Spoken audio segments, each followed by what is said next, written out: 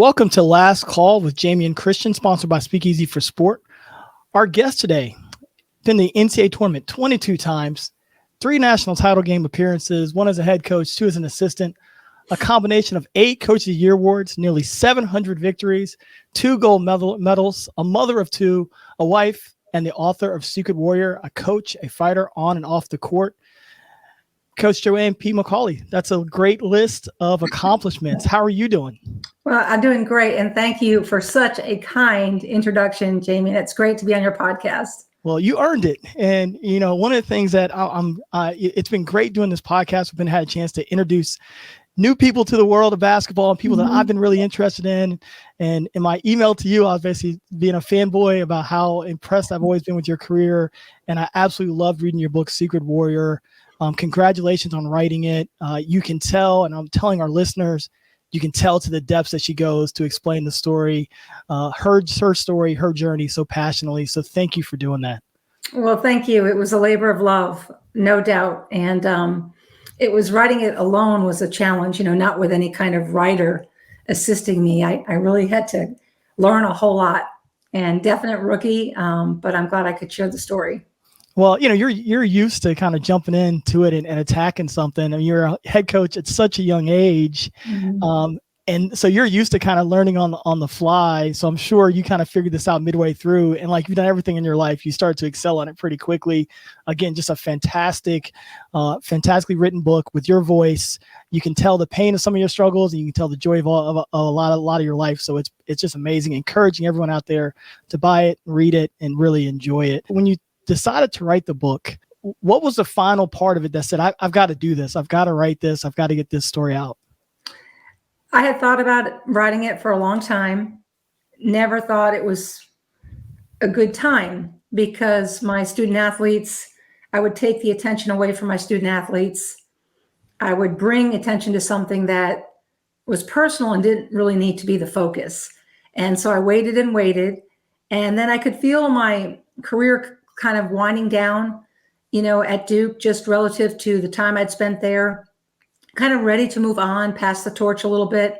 We had finished 3rd in the league in my last year at Duke, and it was quite a adventure to get to 3rd, because at one point we were 10th, I believe. So it was a crescendo all the way. And as I felt it was time to sort of do something else, that was sort of, I guess, the timing to write it. And it was always in me, so I wrote it very quickly. It didn't take long to get that done. Now, it took a longer time to work with our editors, my publisher, and things of that nature. But to get the story down, it was down pretty quickly. Yeah, you know, I love, and again, we're with Coach P as her players would call her, and hopefully I can call you that today. Yeah. And I have a ton of notes here. So if you see me looking to the side a little bit, it's because I have a ton of notes, and I want to make sure we hit on everything. And one of the things I thought was really neat was your passion for basketball in Maine, and having a chance to come back there and be the head coach. You could really feel through your pages and through your writing how passionate you are about where you're from, and have an opportunity to kind of give back there. Oh, it was an incredible opportunity. Mike Plazek was the athletic director at the time, and I was 26 years old and unproven, but yet I had been with Joe Champy at Auburn and been to those, you know, the Elite 8 and the Final Four. And I sort of learned the process from Joe about what that was all about. And we were thrilled to have the opportunity. And I was at Maine for 8 years, 8 incredible years. And that's where I had my diagnosis, and that's where I had a couple episodes. And I really look at those Maine teams as incredible human beings for the way they supported me and stayed by me during difficult times, because you have to remember that was 27 years ago. Yeah.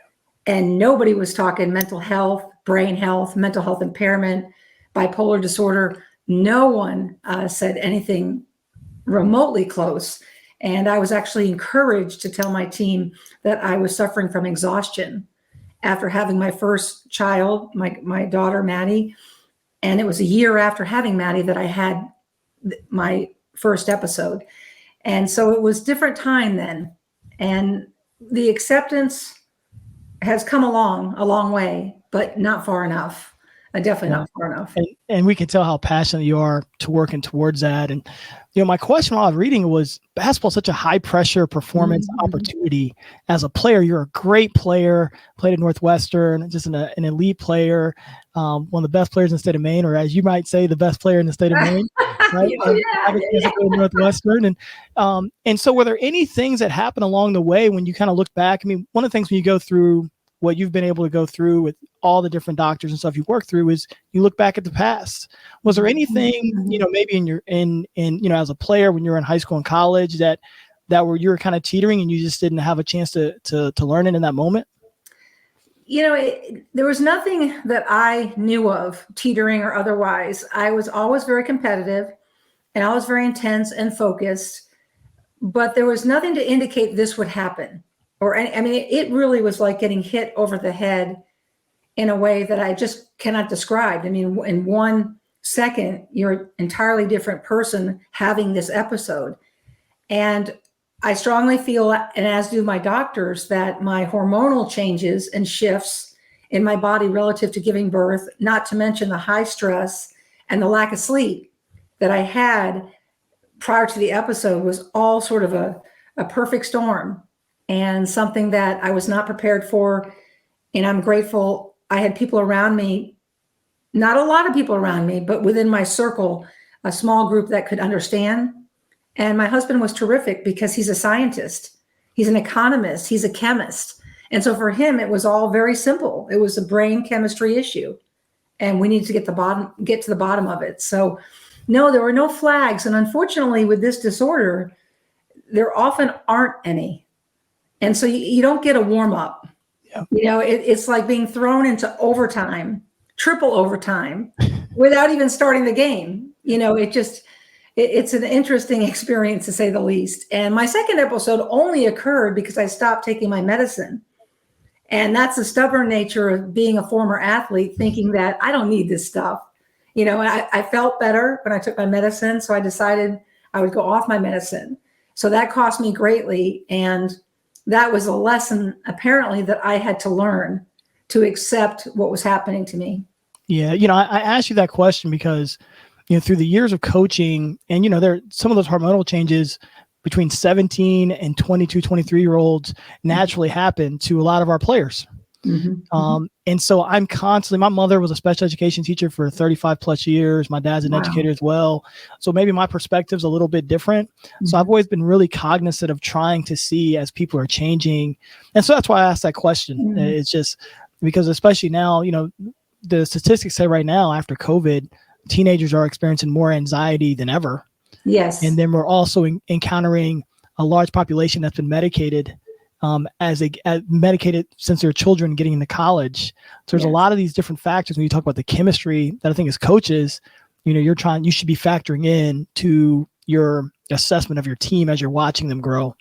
Yes. And I think it's more than, this just anxiety that popped up. My son is 22 and graduated 2022 from Northwestern. And I can see in him, the feelings for them about lost time, what could have been. I remember him telling me, I'm not ready to leave Evanston. I just got going. I just made friends and connected. And then suddenly he's graduating, with basically 50% of the experience that you and I had and so many others had. And so it's this incredible regret. It's deep and it's carved in there, and it is causing that anxiety, that deep breath, that heart palpitation, and that, because I just don't think that they can fathom, all these individuals, all of the students, what they lost, and they'll never know. And then on top of it, we don't have referent power. It's not like we can say, oh, well, we went through that and I know what you're feeling. That's another piece of the anxiety is parents or mentors. We can't really say that. We've got to listen as much as possible. And we just don't have that referent power.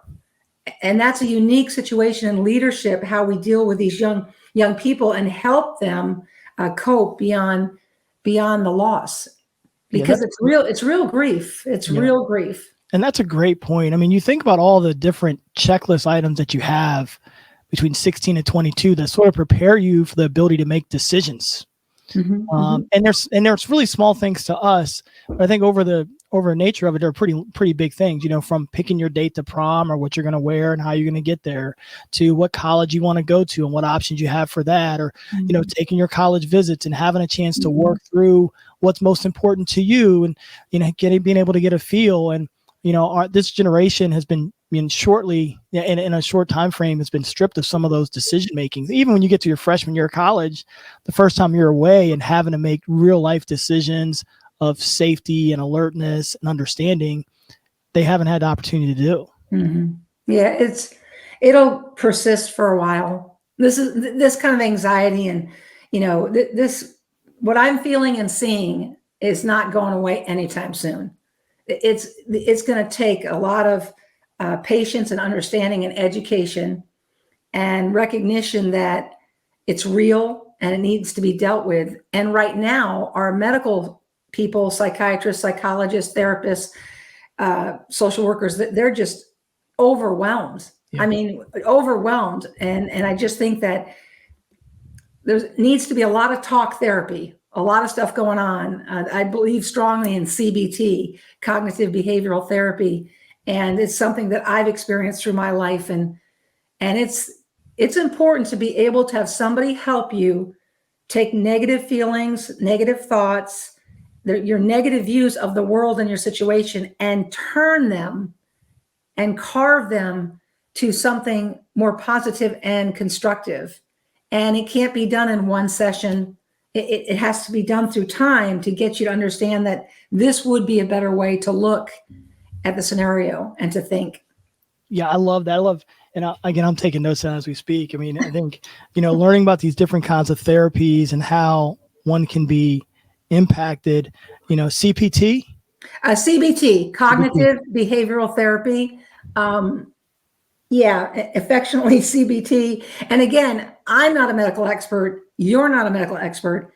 But the point is that we need to educate ourselves and know this is out there and read about it, because even the awareness to it and sharing it with my child and others that I talk to, just read about CBT, read about what it is, because doesn't involve medication, but it involves this idea of reframing, and that's what's so critical is to there's so much reframing that needs to be done. Yeah, we just had Ethan Cross, the author of Chatter. We just recorded with him last week. He'll be actually the podcast before yours, and he talked a lot about the power of reframing. And, one of his big things about Chatter is about how you control the voices that are bouncing around in your head and understanding what they're each trying to do. And it's a really, really great book, great work that he did there. Let's talk about your first episode. And I applaud you so much for going so deep into your husband's strength to take you to the facility. And I can't imagine how hard, like I'm thinking I have big empathy. So I'm thinking how hard that had to be for him to take you there. And I applaud you for writing that experience. I mean, there was no playbook, getting back to basketball, absolutely no playbook. There's no scouting report. There's nothing. And you just have to go by instinct and go by trust. And the way in which I was in denial, they had to, quote, trick me. I mean, they had to. If they were telling me I was going to go to the hospital, then I wouldn't have gone. And in my mind, as we were driving there, I'm thinking, oh, okay, there must be something wrong with John. And we're going for him. Even when we drove in the parking lot, and I was sort of, where are we? What are we doing? And I thought, I'm sort of thinking, well, he needs some help. And so I'm here to support him. And then they took me up second floor, I think it was. And I just never forget that door shutting. Yeah. Because the door shuts and John's on the other side and they tell him to walk away, walk away, get on the elevator and leave. And, just the rage I had, and the windows and everything was so thick, and I tried to bang on the windows and, I ran all over this floor trying to get out. And I mean, it took me a while. I mean, I was exhausted trying to get out. And then they had to be aggressive with me. And that was an experience in itself. Yeah. I couldn't tell from reading, I couldn't tell the time frame, because obviously when you're in the midst of it, and I feel like you told it with such detail. Yeah. And I was like, wow, this is, so you couldn't tell the time frame of what it was until you calmed down, but you could tell that there was a major struggle. Yeah, it was hard. And I think, again, psychiatry is complicated. And this hospital did the best that they could. And this was a long time ago. Yeah. So being tackled by 3 men and held down isn't exactly, what you want for anybody, at all. And so I think that, and having a shot, flipped over, given a shot, all of that, it added trauma. It added trauma, no doubt. And I think that we have to be clear about this with hospitals and find the best ones and get the right models. And, then later, I've only had 3 episodes in my lifetime. And my last episode was actually leaving coaching, which is something that you and I could both speak about, leaving coaching. But the difference between the hospital I was in then and the one I was in back in the day was incredible. Yeah. Incredibly different. And that's a good thing. We're making progress. Yeah. There's this pressure in head coaching to perform. And you talk so much about your sleep and how it helps to regulate you. Mm-hmm. How are you able to change? Like I'm asked this for myself because I don't know how to change my sleep habits. And I feel like that's one of the hardest things to do, because in some ways we're in our position because we can go harder, longer than most people. That's part of being a highly driven person. How are you able to regulate your sleep and still feel like you're performing at the highest level? Well, again, when anything's a priority, you're going to get it done. And so for me, I kind of had a boring life. I mean, I never went out socially during the season. Never. I mean, I have a dinner with friends after a game, but what I'm saying is not anything socially beyond that. So I lived a controlled life. And I just knew when you take your meds at the same time, when you don't have a TV in your room, when you take a bath religiously to get your body sort of calmed down, when you've exercised for over an hour in the daytime and you've done all your scouts and your film watching and practice and being with student athletes and all of that, you're pretty exhausted. One of the blessings of the work was that I could get into a routine and I was worked hard, so I was exhausted. And I had to make sure that I had 7 hours sleep or more, not 6, not 5, not 4. And when we had those road trips, I would come home and I was really tired when we went to the film room the next day, but we generally did not have practice. And so I would know that night I really need to focus and catch up. So exercise was a big part. I'm a good eater. I don't eat past 7 or 8 o'clock. I don't feel good if I do. So basically you have this routine with bathing or anything else, and reading at night's important, letting your mind slow down. So all of these things I had become very good at since I was after leaving Maine. And we left Maine on a really high note. Beating Stanford in the NCAA tournament was kind of cool. And so then going to Michigan State and having an incredible run there. So I had a lot of training, through my career. And it was just a remarkable career, one in which I enjoyed so much. And the student athletes always brought the best out in you. This doesn't mean that you didn't get upset with them. And it doesn't mean that you didn't challenge them, because I was a very fair coach, but a tough coach. But they still brought the best out in you 95% of the time. And it's a great profession. I miss it, but I know I moved on to other things that are important. Yeah, I certainly feel that. I mean, again, as a person who loved watching your games and watching how you all interacted and how you guys interacted in the media, you could tell your connection with your players. It's number one, it's real. Mm-hmm. You could tell they always felt like you had the best in mind for them. And you can feel that. I mean, maybe as a coach, you can see that when you watch. I'm not sure the general fan can notice those kind of things, but I've always loved that. I always felt like you were you're definitely tough. Like I could tell you were a competitor. Yeah. I didn't need to read your book to know you were a competitor. Yeah.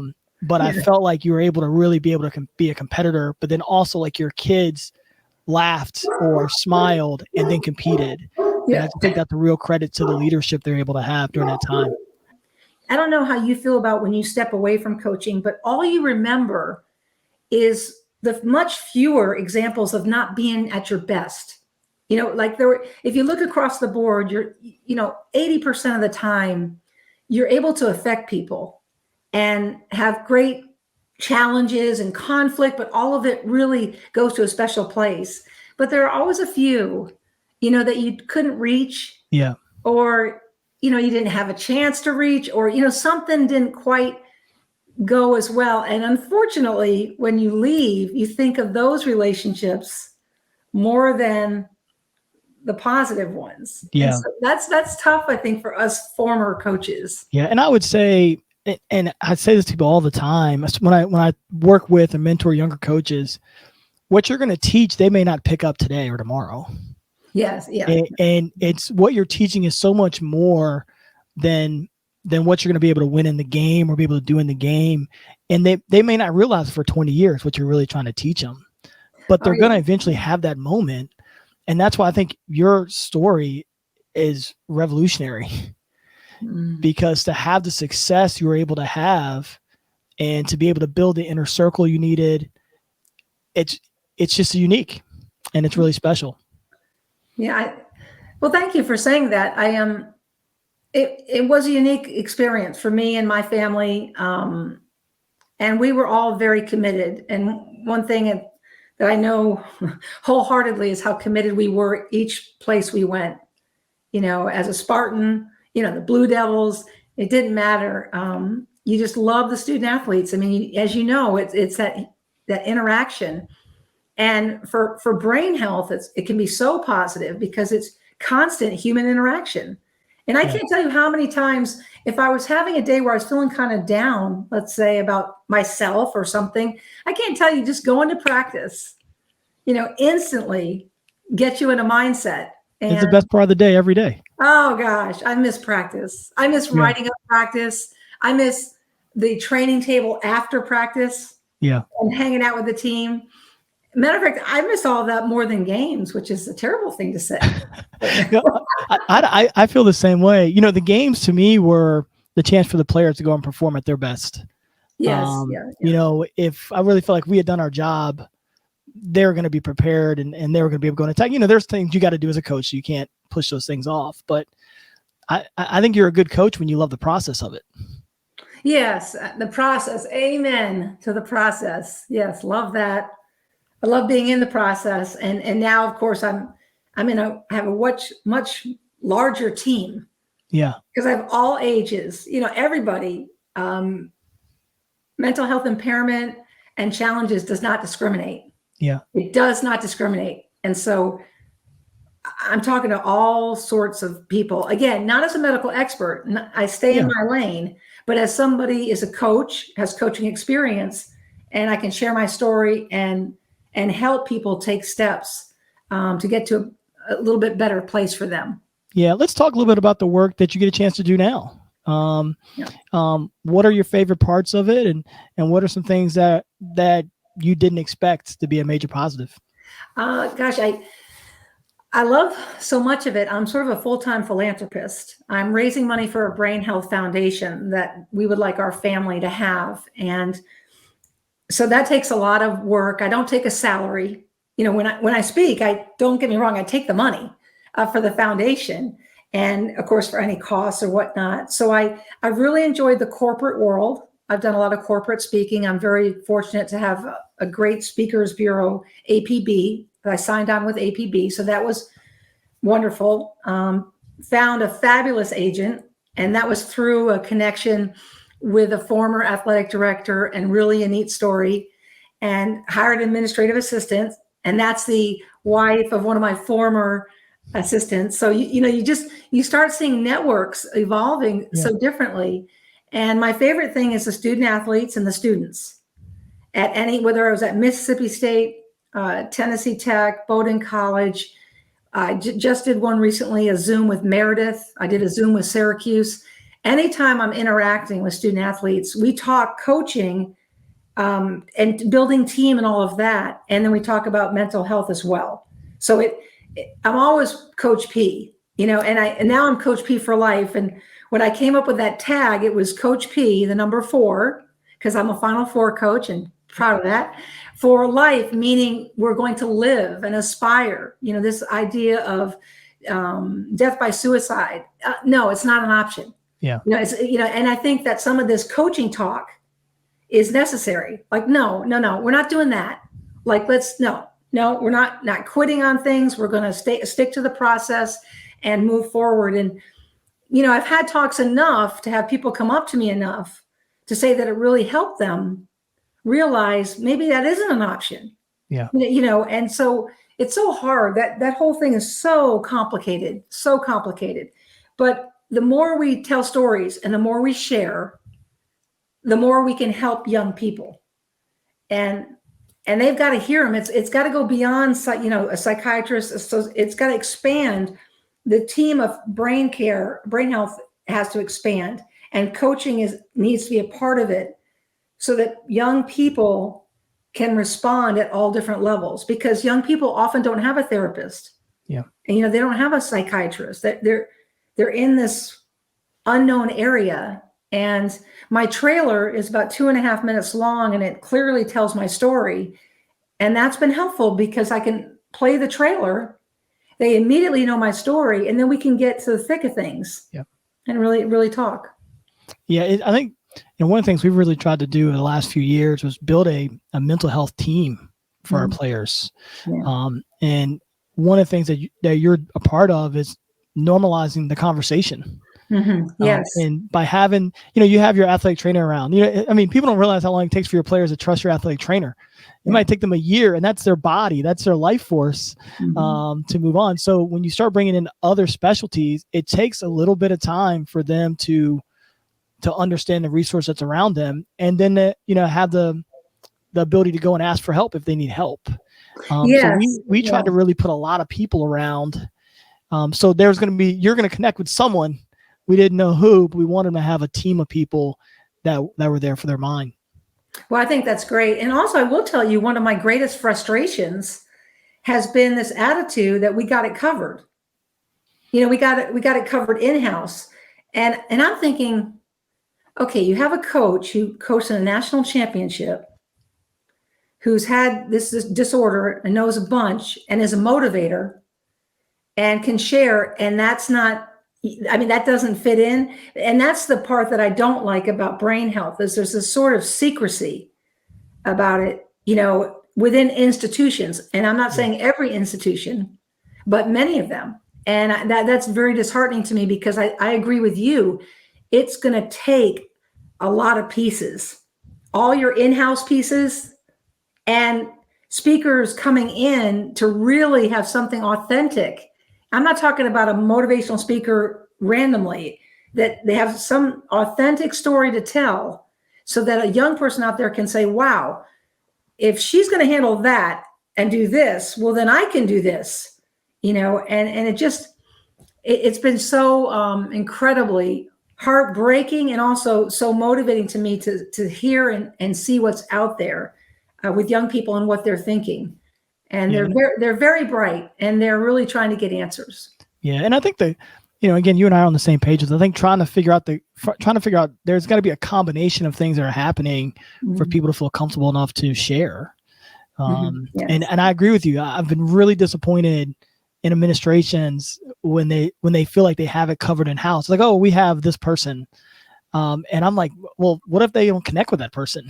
Like there's so much more. And I feel like I do feel like colleges and universities have such an opportunity to get ahead of mental health and to really we basically worked at little cities.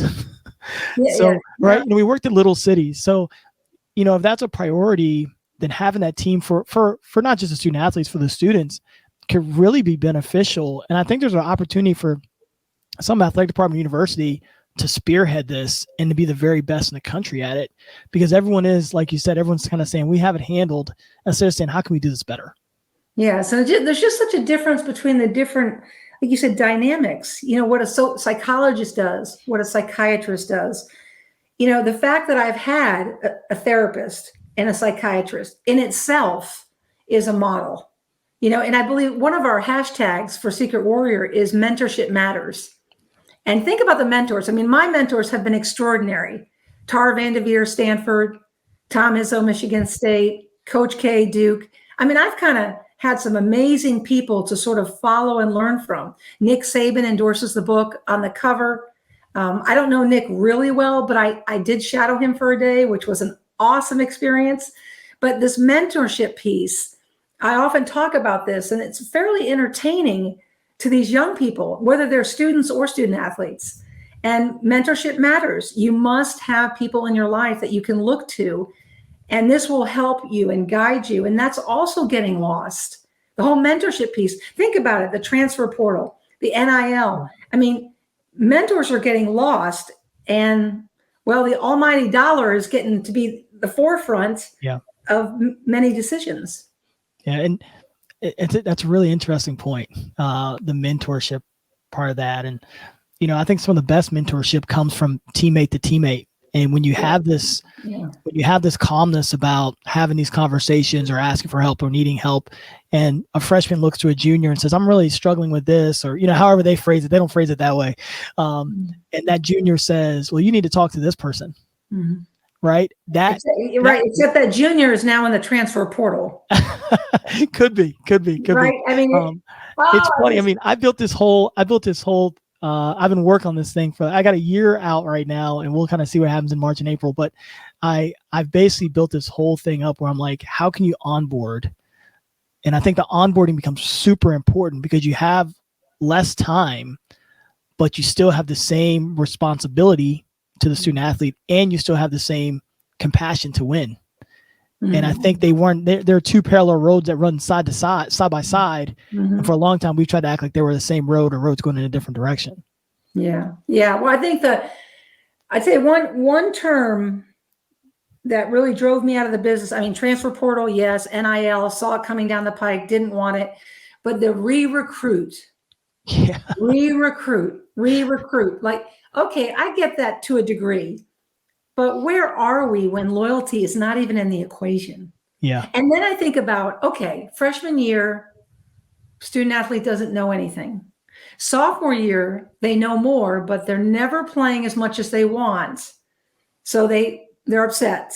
Right. They always think of transferring after sophomore year. And then junior year, they really get it. And then they're that leader and mentor. And then by senior year, they can basically run the program. Yep. Yeah. There's a lot that that's going into being a college basketball coach right now. And it's funny, I have a ton of friends who are college administrators. And one of my biggest things is everyone needs to hold responsibility for where we are and how we're going to get to the next level. I mean, we're going to be on a college coach interview at some point, and they're going to say, well, what are you going to do for the NIL? Well, at some point, someone else has got to help you, help you build that out. I don't want to be the money manager and the guy, just divvying out time and playing time. Right. So it's a different dynamic, especially in basketball, because you have less people. Football, they have an army of people over there. I mean, I saw a picture of Florida football, and they had more people in polos than they had people dressed in uniform. But basketball, it's usually 6 or 7 of us. Mm-hmm. I mean, it's 6 or 7 of us, and then it's just a different dynamic. So I'm intrigued to see where this thing kind of grows. I'm not against student athletes using their name, image, and likeness. Not against any of that. I'm just against student athletes getting bad advice. Well, I agree with you on that totally. And here's the kicker, though. You can delegate the X's and O's of the NIL. Yep. But you can't delegate relationships. Right. Okay. So this becomes tricky because in recruiting, the head coach must be spending at least 20% of the time, if not more, on what their school will do for them with NIL. And then, of course, there's the unseen. There's the chemistry and practice that has changed. Again, your career, you've had perfect timing. You've obviously worked for that timing, but you stepped away at a good time where there was mass confusion. But I want to say too, I only had 1 year left on my contract, and all of that had to be negotiated. Yeah. And it was sort of like, I just didn't, I mean, I left a year's salary on the table when I left Duke, but I had to, it just seemed like the right time, although monetarily it wasn't the right thing. Yeah. But I just had to take that step. So my timing was interesting. But it definitely was right for passing the torch for the next coach. The nature of the way that you're able to get opportunity now is very different than when you became a head coach. Even when I became a head coach, now I can basically be a media marketer and be on the radar to become a head coach. And it doesn't necessarily mean I know how to coach. It doesn't know I know when to call a timeout.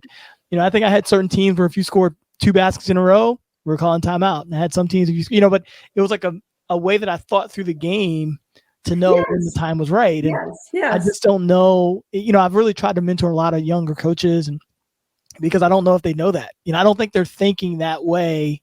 Maybe, we had really, really strong people we worked with early on. If I was hired as a person who was just supposed to bring in players, maybe I didn't get that kind of mentoring, but I had people that wanted me to coach. So as did you. Well, and then, we can describe the timeout in many ways. There's the desperate timeout. Now we're down 14. Oh, this is awful. There's the aggressive timeout. There's the confident timeout. There's the timeout with attitude. That is enough. If you're playing Connecticut and they bury the first 2 threes, you might want to call timeout, because that can get kind of meaty. That can get too much. But I do. That's one thing I always look at. I look at games, flow of games. Flow. How are they flowing? Where's the energy going? Which team has the best, most positive energy and momentum? And so I guess I'm an armchair coach. I mean, that clearly I am. If I watch most of the game, otherwise you can't say anything. But it's I love this. I don't get to do this very often. So anymore, usually you have your staff, you're kind of doing this all the time, but I love that. I love the notion of when do you call the timeout and when don't you, and when do you let it ride? And I think those are the kind of conversations that, to be prepared in the moment, you've got to be having often, or just know where you stand with it. Like you said, when you're down 16, the game's basically over. Yeah. I mean, for the most part, and I remember one of my teams ticking my team off. They didn't want me to call a timeout. Okay, so here we are, bad start. I want to say we were down 8 points. Okay, so I call timeout. I am not happy with the team. This is not the way we want to go. Well, this was an older team. Matter of fact, this is a team that went to the national championship. And they were ticked at me for calling a timeout. And then I'm like, oh, now I'm going to hear it when we don't get out there and execute. So there's this little attitude going with this timeout. Well, of course, they go back out there and rattle off, 8 straight points. And, the attitude comes back. And then, of course, if I take that same team in another game, I might hesitate and just kind of look at them like, okay, so what are you going to do now? It depends on your team, experience, age, leadership, and it's a real tool. Yeah. I would love to talk to coaches about it. It was funny. My athletic director last year, a wonderful woman, Tanya Vogel. She's awesome. I'd call timeout sometimes, and we had a group. We had a younger group that I want them to learn how to stand on their own. So I would call the timeout, but I wouldn't go into the timeout. Oh, yeah. And I would just stare at them from the free throw line. Yeah. And then they would kind of rally and figure it out. And usually they went out and played really well after that, because you hit it perfectly. It's about the attitude of the timeout. Yeah. It's not even necessarily always what you say or what you do. It's about the attitude of the timeout. The attitude. I would write on my game sheet before, be what they need you to be. Yeah, good one. Right. Yeah, I feel like when I watch a lot of coaches, they're being what they want to be, running what they want to run, and it's really about what they can accept and what they can handle. And sometimes each game that changes a little bit. Oh, it does. It clearly does, and ownership is really important. I remember there were definite times that I would say, I might not have done the greatest thing here, or I can do better here. You lead that way, but I love the time and score situations. I loved them. The team, again, that played for the national title, my Elite 8 teams at Duke. I mean, we had 4 straight Elite 8s, and that was leadership. Yeah. Jasmine Thomas and players like that. So you have those special teams, and you can really work with those special teams because the nuances are great because they're very talented and they're well led. Yeah. I feel like we've got to really be intentional now, even more so with teaching the leadership, because time. Right, because there's not going to be inherent leadership from the mentor. So it's you've got to get a freshman or a sophomore in on the transfer and be like, this is what we do and this is what we don't do, instead of letting them kind of figure that out. Well, yeah, I mean, and I almost believe that everyone can lead. I've never thought it was by age. Okay, everybody can lead. Everyone's got something to offer. But the challenge with that portal is just that, it's constantly taking away from the connectivity, right? Someone leaves, someone, they're always having to reconnect. And again, there are many teams thriving. Teams have to thrive because of the transfer portal. And it's just a different situation. And I've seen it go both ways. And I just think for the student athlete, the 4-year experience is the best way to go. I mean, if you can do it, if there's no coaching change and you can work with a coach, and kids today don't even tell their head coaches they're going into the portal. Yeah. I mean, how's that? So they go in the portal, but yet then they want to stay when nobody picks them up. So you're like, what do we do with that one? It's weird. We're only at GW for 3 years, 31 months total with take the COVID months out. So we weren't there long enough, but I felt like we were able to get our players to the point where before they went in the portal, they would at least come and ask for advice. And I would say, and I'm super honest, maybe too honest. I would say, I had a kid at Mount St. Mary's say, Coach, I just feel like if I was in the A-10, and I said, well, you're going to be, he averaged 19 points a game in the NCAA tournament. I said, you're actually going to be the highest rated transfer in the market. You're not going to go to the A-10. You're going to go to Florida, Gonzaga, So I'm super honest, but I'd also tell a kid, I don't think this is the right move for you right now. I think if you want to make that move, it's a year from now. I would just be so honest. If you make this move now, you're going to be one of 300 averaging 1 point a game, where we really have a value for you next year's team with these guys graduating, whatever. So I think getting it to the point where you can have at least the conversation, I think is important, but a lot of times they don't tell you. They just go in and out. Yeah. It's really a lot of character that's exhibited through that. And I think that it's really challenging. And one thing I found out that changed over time, which I don't think is healthy, is you have athletic directors trying to entertain your student athletes, talking with them without talking with you. And so I've seen some of that. And again, if you're trying to support your coaches, kids have to come to their head coach. Yeah. And whatever's going on there needs to be dealt with.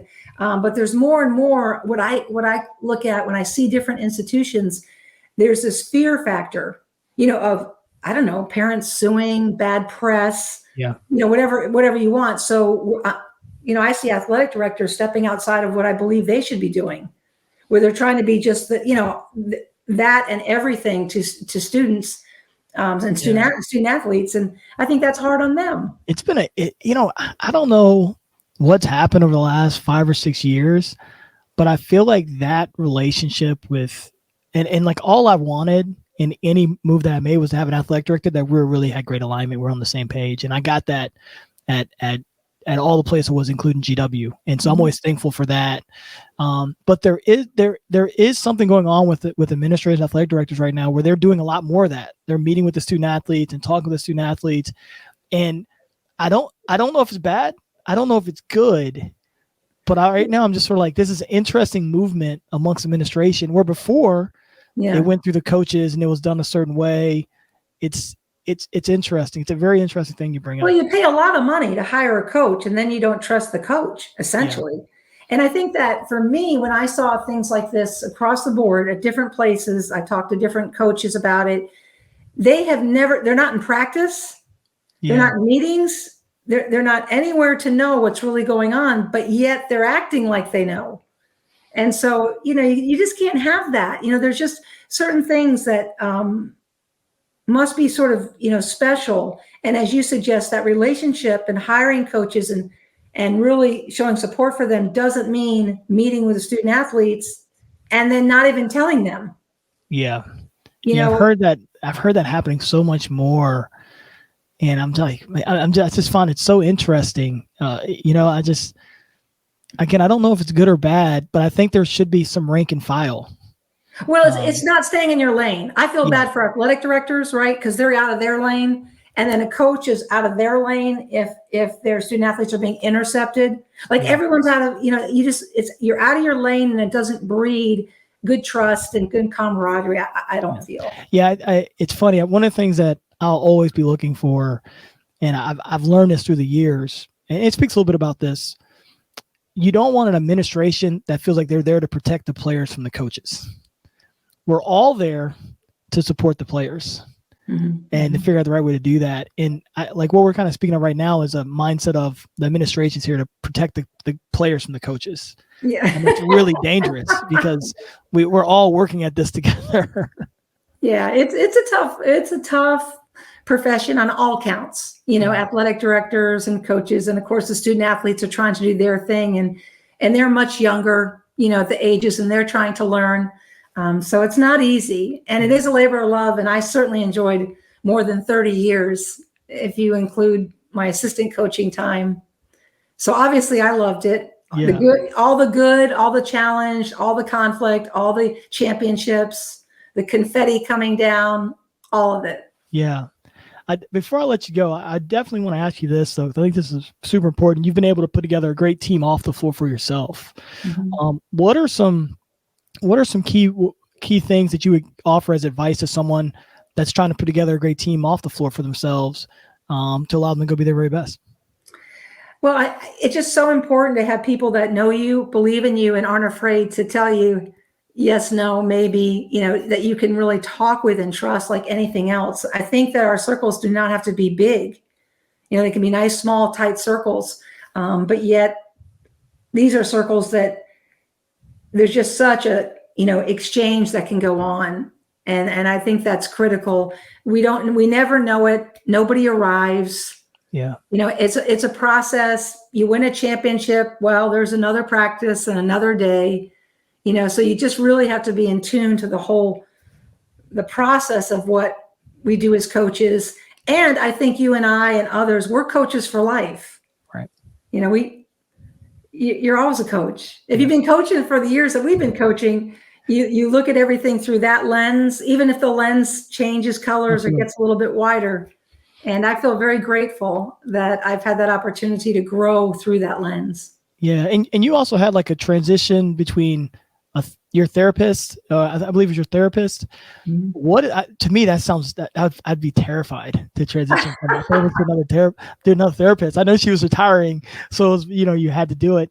How was that process for you? Yeah. With the transition? It was hard. It was my psychiatrist. My psychiatrist was, and so I had to I never had a psychiatrist in Michigan State. I never needed that. And, but then they didn't think that was prudent, because I was doing everything via phone, right, or visiting once a year. So she retires. And then I have a wonderful therapist, here in Chapel Hill, actually.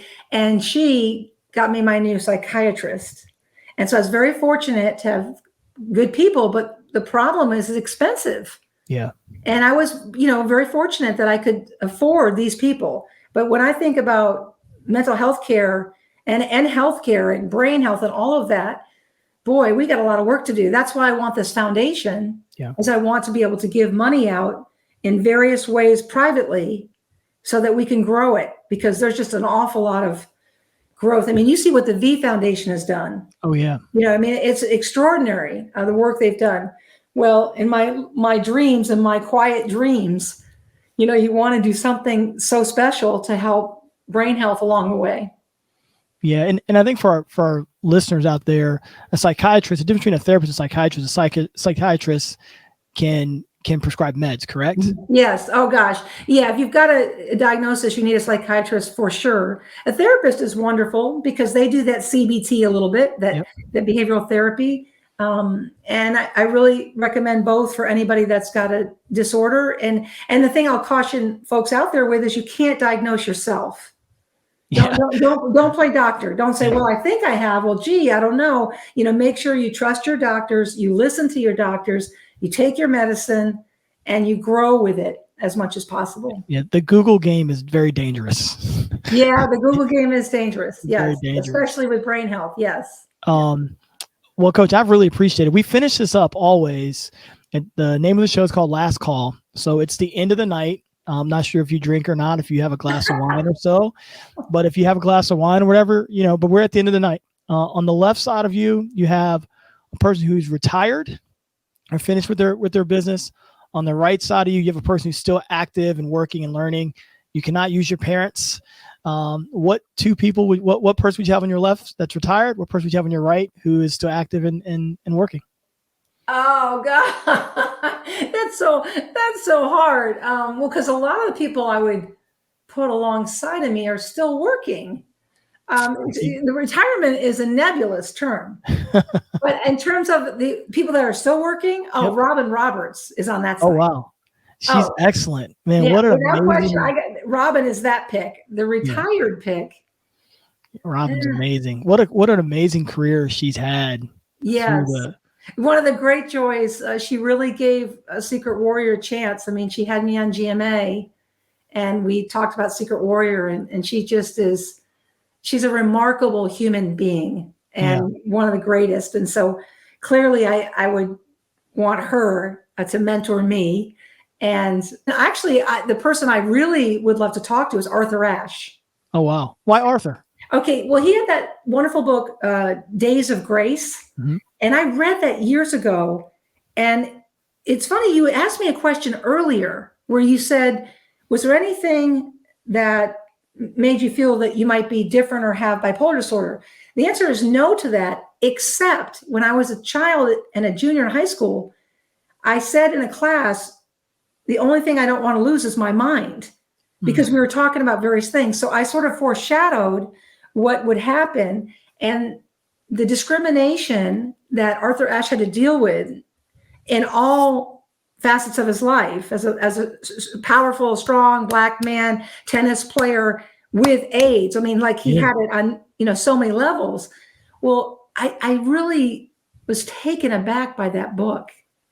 And wow, I would want to be like him if I had something that wasn't accepted. And I actually did. Yeah. Yeah. And you're carrying on the torch in another way. And so Arthur to my left and Robin to my right, I'm in business. I like it. I might try to be the bartender that night. Yeah. And keep you guys there a little bit longer. Yeah. Coach P, we've appreciated your time. Where can everybody find you at so our listeners can reach out? Reach out. I'm on all social media. And again, it's Coach P, the number 4, and then spell out life. And people can message me, DM, whatever, to get in touch. I am doing all sorts of speaking things, and Secret Warrior is doing great. We've done well with that. And again, all the money raised is going to start a new foundation, and it's about a 10-year project. It's not an easy thing to do, but I want to thank you for having me and having this great conversation. You're really good. You're really good at this. I just, like you said at the beginning, just 2 former coaches having a conversation. It's been a pleasure to have you on, Coach. Thank you again. Thank you.